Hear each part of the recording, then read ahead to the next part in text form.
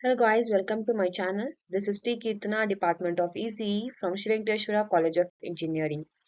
So today we are going to learn about the topic Introduction to Air Pollution. What does air pollution is actually? Air pollution, an insidious spectre, pervades our modern society. It's the introduction of harmful substances into the Earth's atmosphere, leading to a myriad of problems impacting human health, the environment, and the global economy. In this detailed exploration, we will delve into what air pollution is, its various forms, and the sources that contribute to its pervasiveness. We will also examine the wide reaching effects on human health and the environment, as well as the economic repercussions. Equally important are the solutions, including innovative technologies and impactful regulations, along with the crucial steps individuals can take to mitigate this growing concern.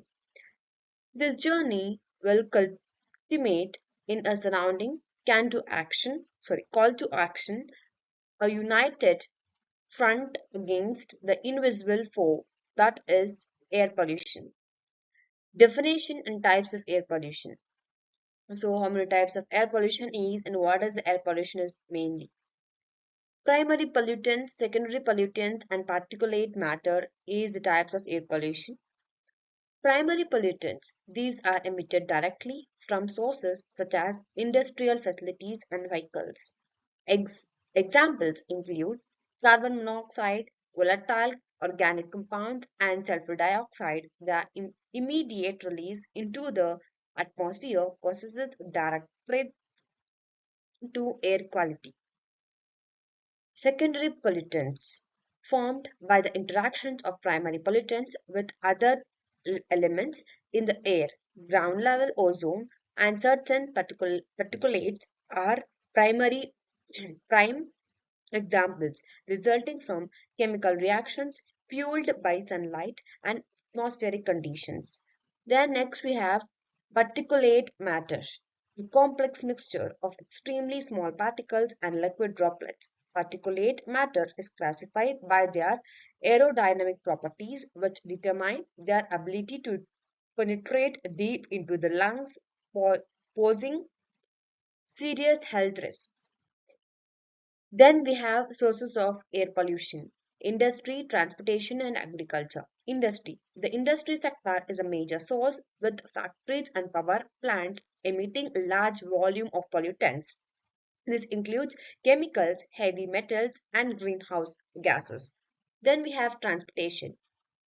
Vehicular emissions contribute significantly to air pollution. Car, trucks, and buses release nitrogen dioxides, carbon monoxides, and particulate matter as they burn fossil fuels. Agriculture activities including livestock farming and the use of facilities and pesticides releases substances like methane and ammonium into the atmosphere. Then we have health effects of air pollution. Respiratory diseases, cardiovascular problems, and developmental harm. So, these are the effects of air pollution. Air pollution is a leading cause of respiratory diseases such as asthma, bronchitis, and chronic obstructive pulmonary diseases. Then we have cardiovascular problems. Long term exposure to polluted air can lead to cardiovascular issues, including heart attacks, strokes, and hypertension by affecting blood vessel integrity. Then we have developmental harm. Children exposed to polluted air may experience stunted lungs development and can suffer from frequent pneumonia and other infections. Then we have environmental effects of air pollution. So, what is actually the environment is affected by the air pollution? Climate change, acid rain, and ozone depletion. So, as we're going to see nowadays in the summer, rainy season, rain may occur, like it will be like rainy season. In rainy season, it may be like summer. The hot suns will be more. So, this is all because of air pollution, we can say. The climate change, greenhouse gases from burning fossil fuels are major contribution to global warming, leading to climate change and extreme weather events. Acid rain. When sulfur dioxide and nitrogen oxides are released into the atmosphere, they can form acid rain, which harms forests, lakes, and soil. Ozone depletion. Chemical pollutants called chlorofluorocarbons (CFCs) contribute to the degradation of the ozone layer, which protects Earth from harmful ultraviolet rays. Then we have economic impact of air pollution. So we have economic impact also, like 5T and 1B, health costs and lost labor. Global health related costs due to air pollution are estimated to be around 5 trillion annually. Then 1B is nothing but lost labor, lost productivity from illness and premature death is estimated at around 1 billion work days annually.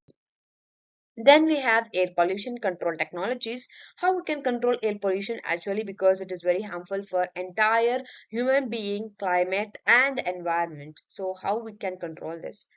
Scrubbers. These devices remove particulate matter and gases like sulfur dioxide from industrial emissions using a mixture of water and chemicals. Then we have catalytic converters installed in vehicles to reduce toxic emissions of harmful gases such as nitrogen oxides, carbon monoxide, and hydrocarbons. Then renewable energy, the increased use of renewable energy sources like wind and solar is pivotal in reducing reliance on fossil fuels and thus diminishing air pollution.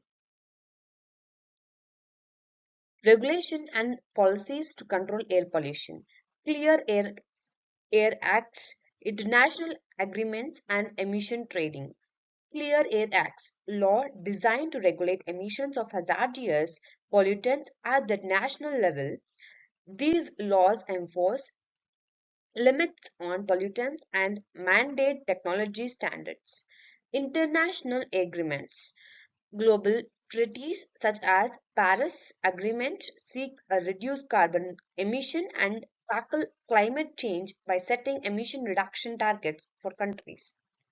Emission trading, a market based approach where countries or companies can trade emission allowances used under a regulatory limit to incentivize, incentivize pollution reduction.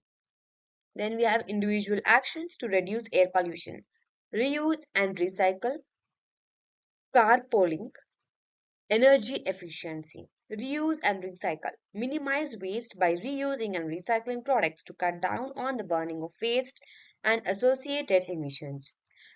Carpooling. See here, sharing rides to reduce the number of vehicles on the road, thereby decreasing vehicular emissions. Then energy efficiency. Improving home energy efficiency through actions like using LED lighting and energy efficient appliances to reduce power plant emissions.